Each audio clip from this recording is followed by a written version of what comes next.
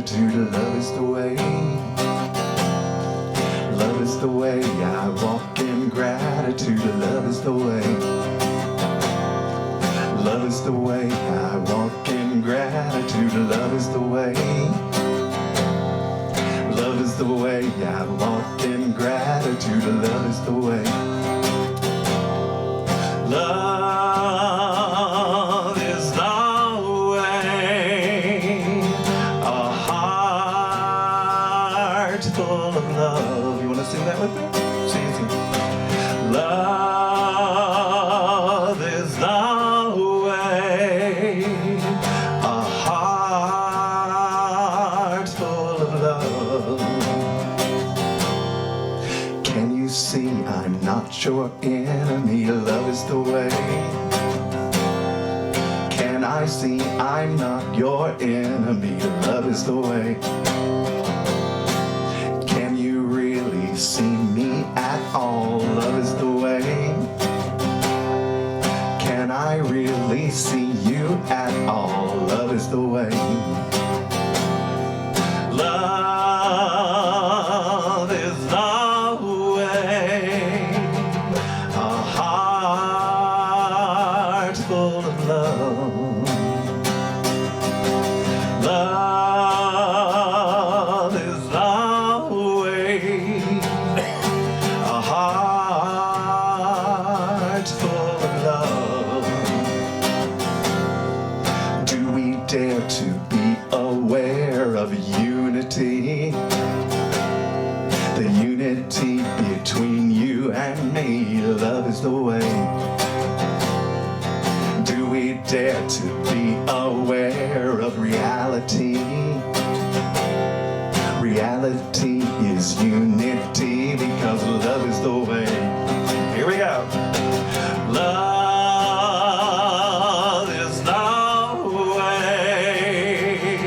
A heart full of love. Love is the way. A heart full of love.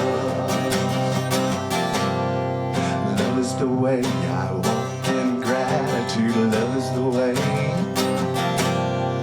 Love is the way I walk in gratitude. Love is the way. Love is the way I walk in gratitude. Love is the way. Love is the way I walk in gratitude. Love is the way.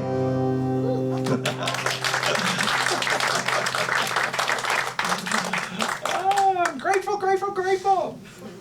Woo. And I'm so glad we had gratitude songs today. That's wonderful. How about us being on the same page? Wow. Oh my goodness gracious. I'm so glad to be here again. Oh my goodness. It makes me cry. Every time I get up here and come, I'm just like, you guys are awesome. And I love what's happening here. And I'm just going to start off from the very beginning, reminding us all that we are all teachers of God. Yes, Maria, we are all ministers, whether whatever, you've been to whatever, ordination or whatever, it doesn't matter. We're all teaching something, right? Our lives are examples of what we hold dear. So, I thought it might be fun. This is intended to be fun. If it triggers you, I'm sorry. No, I don't think it will. But this talk that I wanted to share today came out of some really good conversations that I've been having. And I'm a big fan of Reverend Regina Dawn Akers, who wrote The Holy Spirit's Interpretation of the New Testament. And so I follow her a lot, and she has this series of what she calls awakening games. So I thought I would share with you her game called Let 'em Have It. Now, it's not let 'em have it. It's let 'em have it, right? So what we're really talking about here is releasing opinions and returning to peace. So peace is always here, but, many times we forget that. It gets clouded over and whatever. And a lot of that is, well, I'll speak for myself, is because I hold on to opinions that, don't serve me. And those opinions become beliefs, and they get really stuck in there. So today, I thought I would remind us of a few things, and then we're going to go over, do a little exercise. The egos need to be right. How about that one? I know. Sigh. Now, did you know, I'm sure you know this phrase, do you prefer to be right or do you prefer to be happy, right? Did you know that that's from A Course in Miracles? I don't know if did you know that? Yeah, I had forgotten that. But that was the first thing that came to my mind. I was like, is that in the Course in Miracles? It is. It's in chapter 29 of the text. But this is indeed the core of the game. Let them have it. And it's just really simple. When you find yourself in a disagreement with someone, instead of needing to prove your point, that's hard not to do right now, but anyway, instead of needing, see that word, needing, to prove your point, you just let others have their belief. You may respond, I never thought of it that way. Or maybe you don't respond. Maybe you just stand. And silence can be off-putting sometimes, right? You know what I mean? Like when someone's really trying to enlist you in some belief or opinion. Silence can, and I don't mean like nasty silence. I mean just, okay. Now, I do have one caveat here. Unless that opinion is calling for violence or hate speech or, that's where I say, let's speak up. And we all know what hate speech is, so we're all adults. We don't, I don't have to go into that. But, for the most part, we're not, I'm talking about our everyday sort of situations where I may be holding an opinion that colors how I see you. And in my mind, I'm trying to enroll you in that opinion because I want to be right.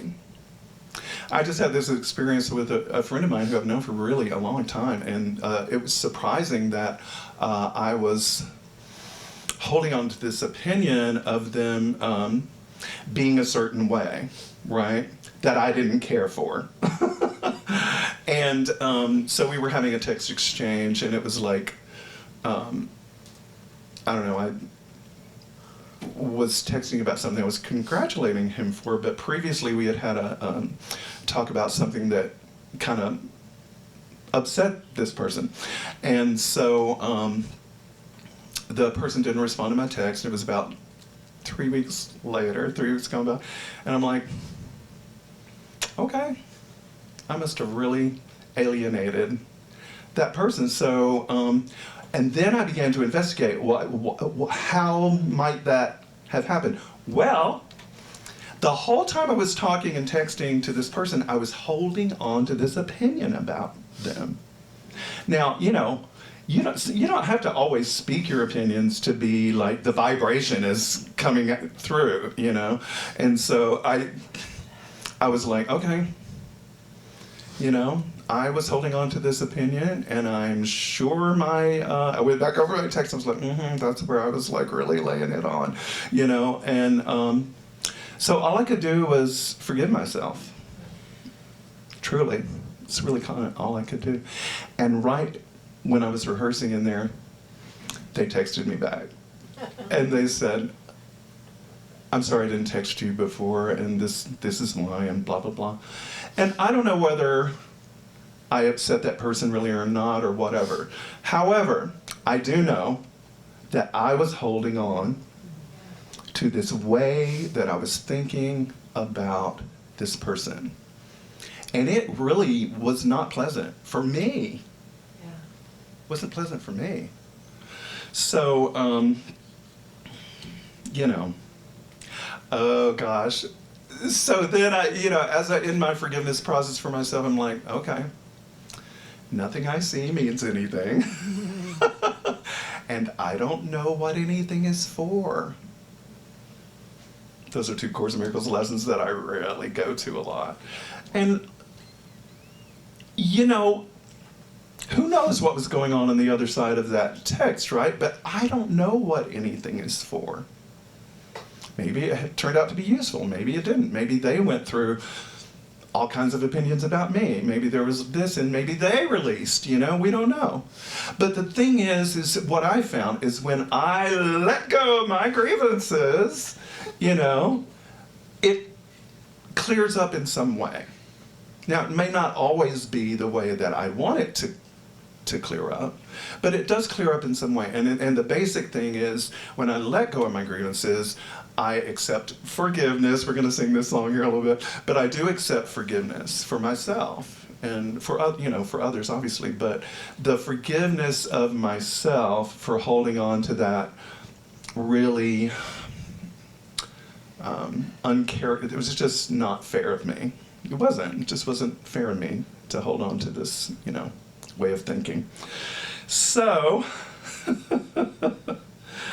just think about for a minute how often your opinions arise throughout the day. I don't know, obviously we can watch the news and disagreeing with family and don't you feel it? I mean, we're sensitive now. We've been doing this work for a really long time, right? So don't you feel it?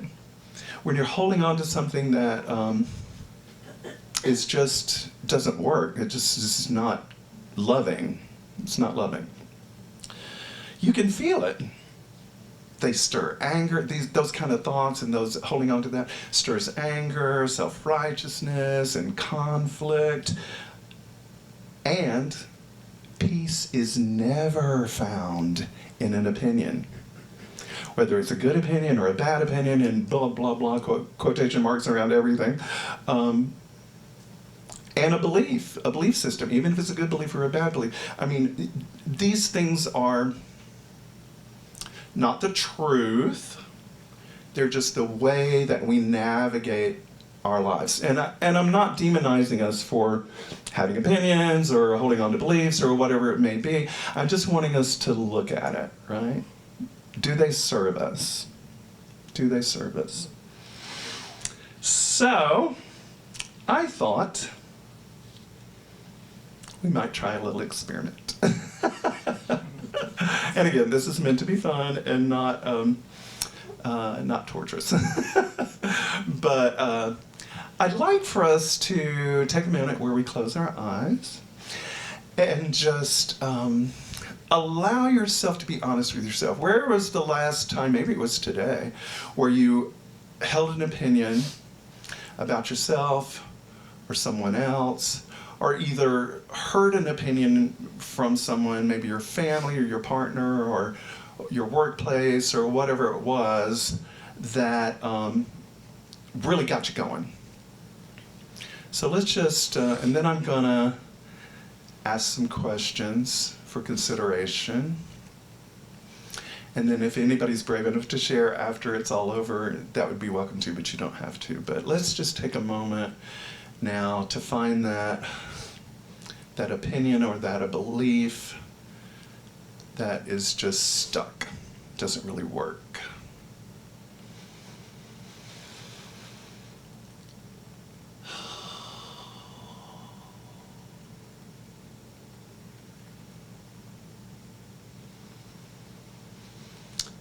And consider these questions. Have I always held this point of view?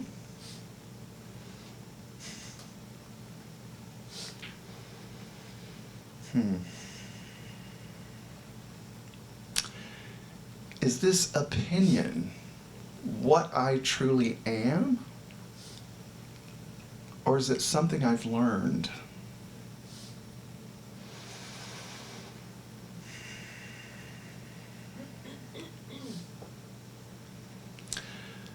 Would I still hold this opinion if I had been raised in a different culture or time?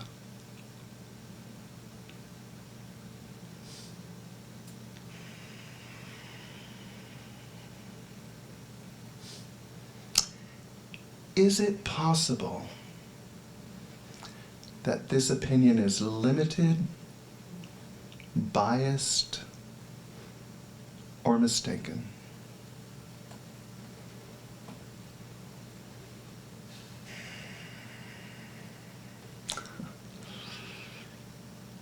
Is this an ego defense mechanism?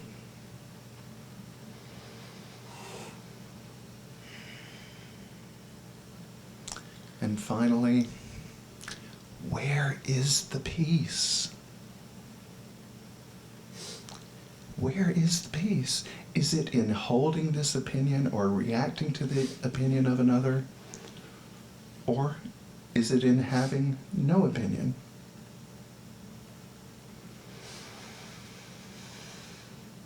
Let's just sit with that for a second.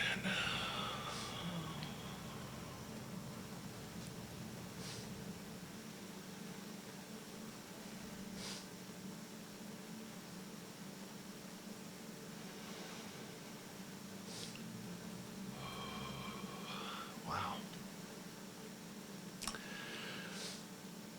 So,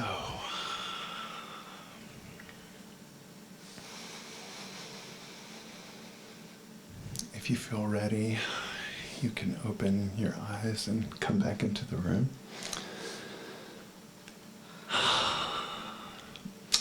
Now, I have to say that these inquiry questions came out of this situation that I described earlier with my friend, and it really helped me because I have always held this point of view. Actually, I discovered that I had, and I've known this person for 20 years. And I calculated, I created this particular opinion right at the offset. Isn't that something? And then just sort of pushed it aside, but it kept popping up, and it came out in my behavior, which oh no, it did. You know, me and the other part of me was going, no. But yeah, it did. And this is the first time I ever really looked at it.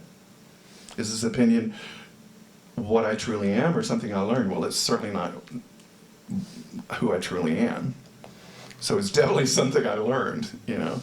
And I know now where I learned it from, how it came to be. Would I still hold this opinion if I'd been raised in a different culture or time? I would not. I would not. Is it possible this opinion is limited, biased, or mistaken? Yes. It's definitely possible, more than possible. That's the truth.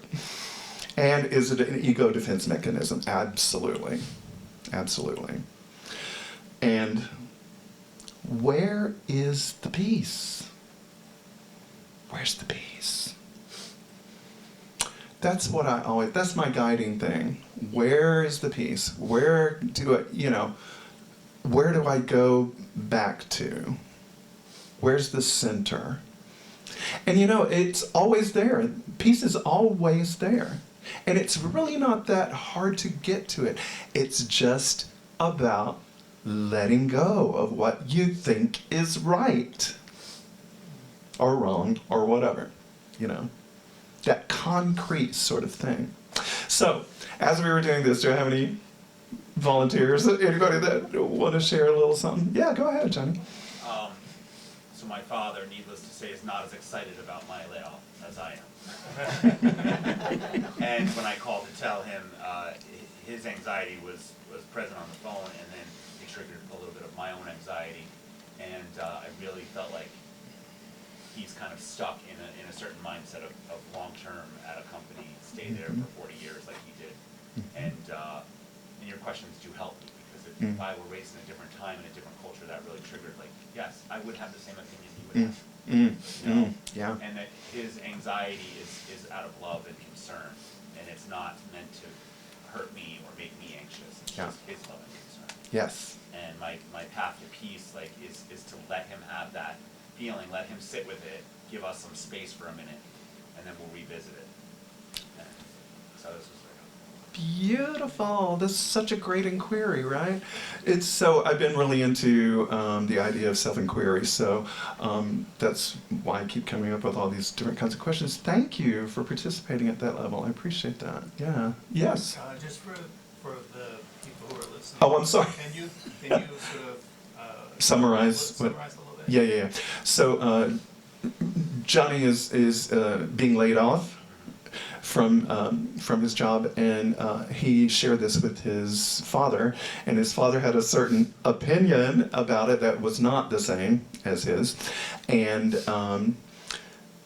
Johnny learned that it was pretty much a cultural thing, or his father was born in a different time and certainly a different culture, right? Correct? And if Johnny himself had been raised in that culture, he might have held the same beliefs.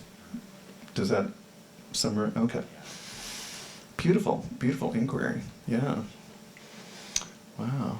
Ooh, I just got the chills. It's really like, wow. Yeah, please, Maria. I have an opinion about how someone should heal. Okay. I'm gonna. Sure.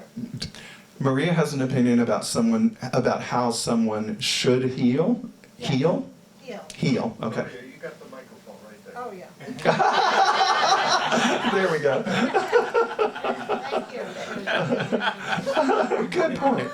Yeah, so that, we can prevent that little. Yeah, going back and forth. So I have an opinion about how someone should heal, and I'm very sure about how I think this should happen. Mm-hmm. And she doesn't feel the same way. She feels that she can heal in this other way. I don't want to go too specific. Yeah. But I'm being general for a reason, to Yeah. protect privacy. I thought about it, and I think it comes from, I want to protect this person, and I love this person, and I don't want bad things to happen. And I think my way will prevent that from happening. So it's protective. But then I thought, after you asked those questions that we could ask ourselves, I thought, well, is it possible, could I consider the possibility that healing can happen in many different ways? Yeah, and so I'm more open and feel a little bit of relief when I say yes to that. Yeah. Yes, it can happen in more, certainly other ways besides my own opinion. Yeah. Yeah. Beautiful. Thank you for your inquiry, really. Wow. Yes, we're doing the work, y'all. Teachers of God. Any more sharing? Anybody else? Yeah? Pass the mic over. Okay, thank you. Let's see, so I have two people actually that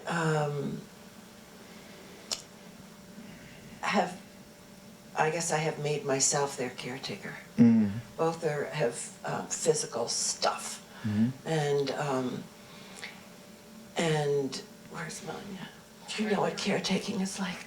Oh, God. So it, most of the time, because I haven't had any problems, I had cancer once, but it was, and I bristle sometimes. And then it's actually kind of easy for me to let it go. If I am removed from them a little bit, like if he stops saying something to me and she stops saying something to me, I can remember to just let everything go. I am who I am, I'm whole, she is, he is, and everything's great. And I can start a completely neutral conversation with humor in us and get me out of that feeling of being criticized in some way. I feel criticized. So I can trace it back to that, and I can let that go too. But it is caretaking is a special kind of pressure and gift, It if you is. can do it all, and it's been years for both of them. Wow. Years. Yep. years.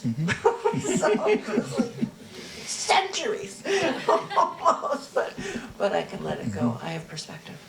That's awesome. Let me ask you a question. I think I Sure. understood you correctly. I think you said when the person says a certain thing to me, it's more difficult for you to. Okay. So, how would you be willing, or can you, when those happened. remarks happen? Okay. Yeah. Tell me about that. Like, are you able to? I feel criticized. Mhm.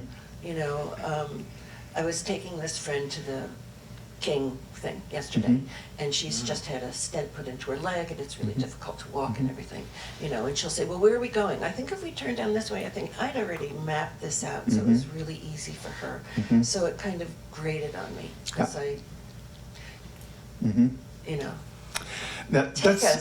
Nancy, just relax. You know, it's like, we'll get there, it'll be fun. That's so interesting because what if you just let it all fall apart? So she says, no, it's that way. And you just go that way. Oh, yes, Yeah. we did. But Yeah. I did say, "You're driving me crazy." Oh, there you go. There you go. Yes, Yeah, I did. there you go. You're driving me crazy, Yeah. but it's gonna be fun. Yeah. Yeah, and then everything's forgotten. That's awesome. Yeah. So in the moment, what I hear you saying is that you're feeling everything you're feeling. Yeah. And you're stating it clearly to yourself and those around you, and you're not holding on to some kind of grudge or anything like that. I took her home. Yeah. We kissed goodbye. No, it's fine. Isn't that awesome? Yay! Yay! No, that's really deep work. Yeah, Steve, please. Yes. Slightly different perspective. Yeah.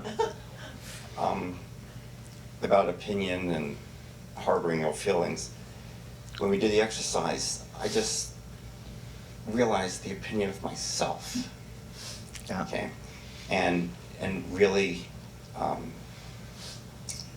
whether I have grievances about stuff that I did or harboring things, ill feelings towards something I did, and I've worked really hard to let that go and love and accept myself, because when I wrote down what you said, how is it pleasant for me to harbor ill feelings towards someone? Well, how is it pleasant for me to harbor ill feelings towards myself? There you go. Brava! Yeah. It starts with ourselves, right? So when we're projecting, because that's what we're doing, you know, it really is about ourselves. Yeah. Beautiful. Thank you, Steve. Wow. We're all teachers of God. Yeah. All right, before I wrap up, just anybody else want to share? No? Yeah, we're going to sing. We're going to sing now. And you can do that with us. But yeah, thank you so much, y'all, for participating in that exercise. I appreciate it. It was very helpful to me, and I'm glad that it was helpful to you. I just want to end our time together. Well, you stated this very thing that I wrote down, Steve. When an opinion surfaces in me, pause and inquire, is this who I really am? Or is this conditioning? And where is the peace? And you just demonstrated that. So, but I do want to leave you with a quote from Reverend Glenn Morton Ganaway, my beloved. It takes so little to let go of our need for revenge.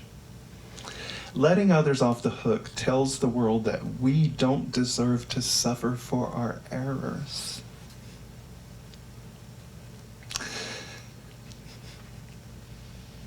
The gift of our existence is in our innocence, and we expand that to the world. And Reverend Glenn leaves us with a question. Do you believe in your innocence?